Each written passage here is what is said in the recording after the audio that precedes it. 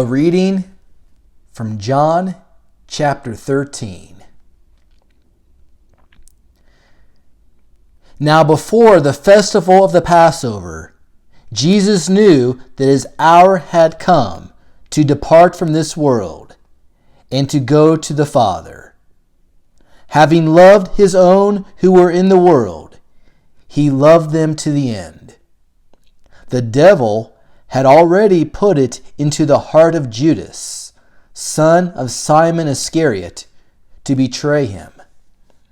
And during supper, Jesus, knowing that the Father had given all things into his hands, and that he had come from God and was going to God, got up from the table, took off his outer robe, and tied a towel around himself.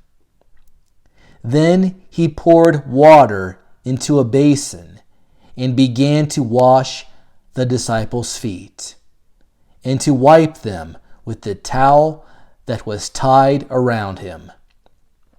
He came to Simon Peter, who said to him, "Lord, are you going to wash my feet?"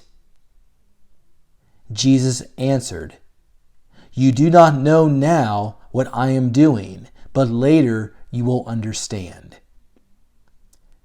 Peter said to him, "You will never wash my feet." Jesus answered, "Unless I wash you, you will have no share with me." Simon Peter said to him, "Lord, not my feet only, but also my hands and my head." Jesus said to him, "One who is bathed does not need to wash, except for the feet, but is entirely clean.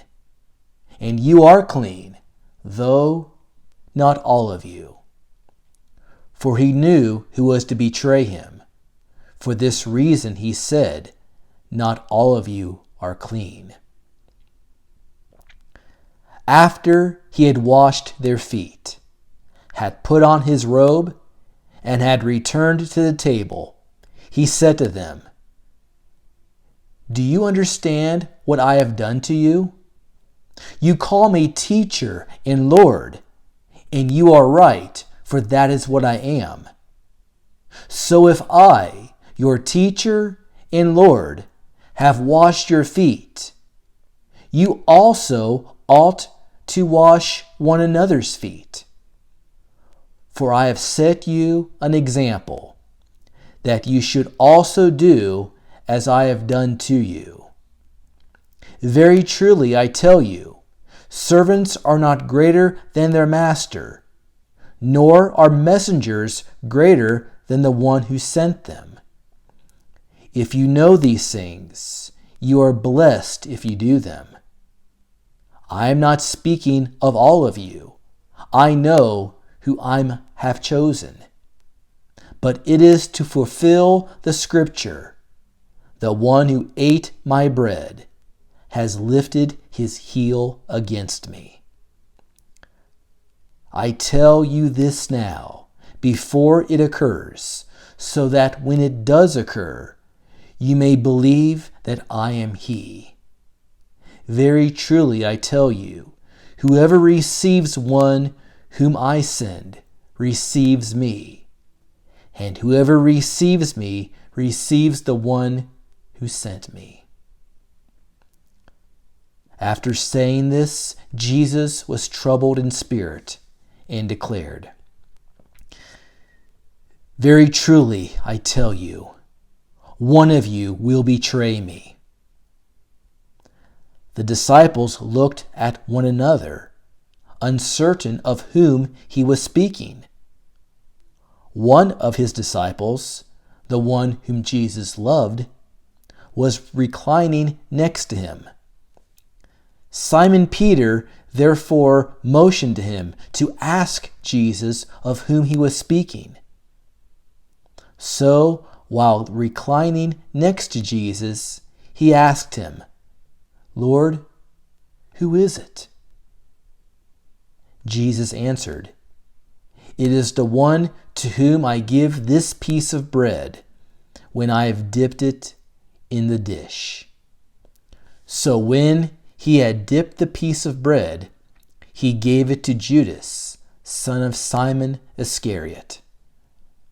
After he received the piece of bread, Satan entered into him. Jesus said to him, "Do quickly what you are to do." Now no one at the table knew why he said this to him. Some thought that because Judas had the common purse, Jesus was telling him, "Buy what we need for the festival," or that he should give something to the poor. So, after receiving the piece of bread, he immediately went out, and it was night. When he had gone out, Jesus said, "Now the Son of Man has been glorified, and God has been glorified in him.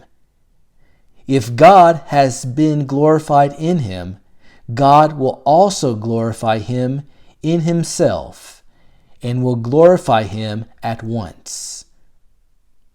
Little children, I am with you only a little longer. You will look for me. And as I said to the Jews, so now I say to you, where I am going, you cannot come. I give you a new commandment, that you love one another. Just as I have loved you, you should love one another. By this everyone will know that you are my disciples, if you have love for one another." Simon Peter said to him, "Lord, where are you going?" Jesus answered, "Where I am going, you cannot follow me now, but you will follow afterwards." Peter said to him, "Lord, why can I not follow you now? I will lay down my life for you." Jesus answered, "Will you lay down your life for me? Very truly I tell you, before the cock crows, you will have denied me 3 times.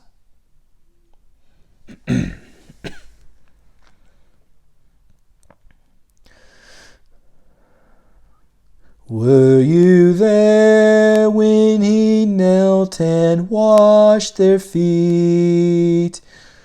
Were you there when he knelt and washed their feet? Oh,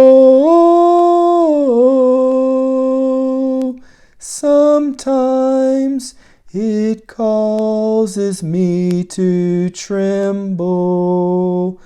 Tremble, tremble.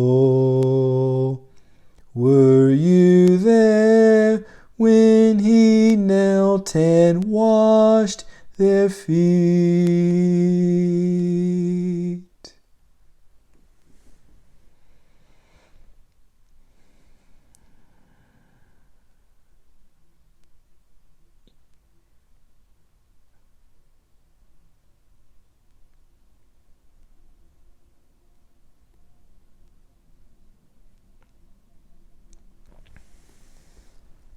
On the night of his arrest, Jesus gave the disciples a new commandment and set an example for them by washing their feet. In this act of service, he reminded them to care for and serve one another. Remember your baptism, and remember you are called to serve humbly as Christ has served us.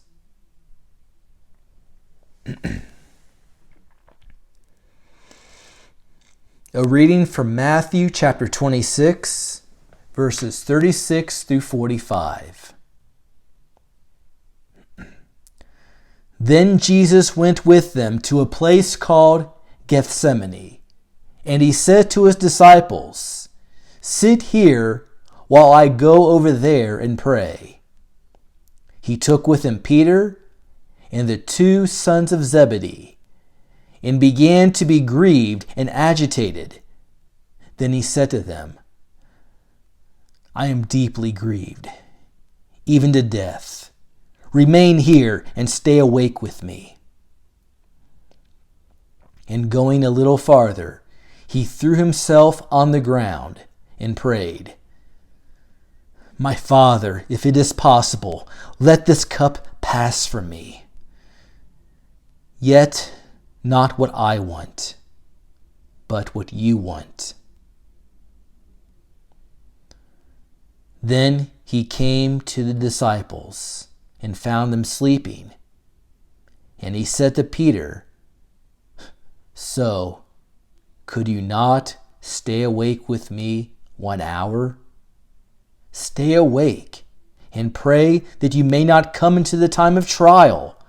The spirit indeed is willing, but the flesh is weak." Again he went away for the 2nd time and prayed, "My Father, if this cannot pass unless I drink it, your will be done." Again he came and found them sleeping, for their eyes were heavy.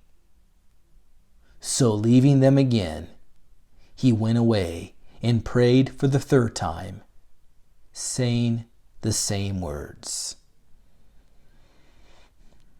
Then he came to the disciples and said to them, "Are you still sleeping and taking your rest? See, the hour is at hand, and the Son of Man is betrayed into the hands of sinners."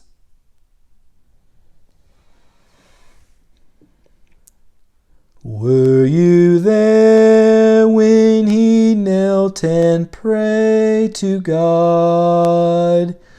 Were you there when he knelt and prayed to God? Oh, sometimes it causes me to tremble. Tremble, tremble.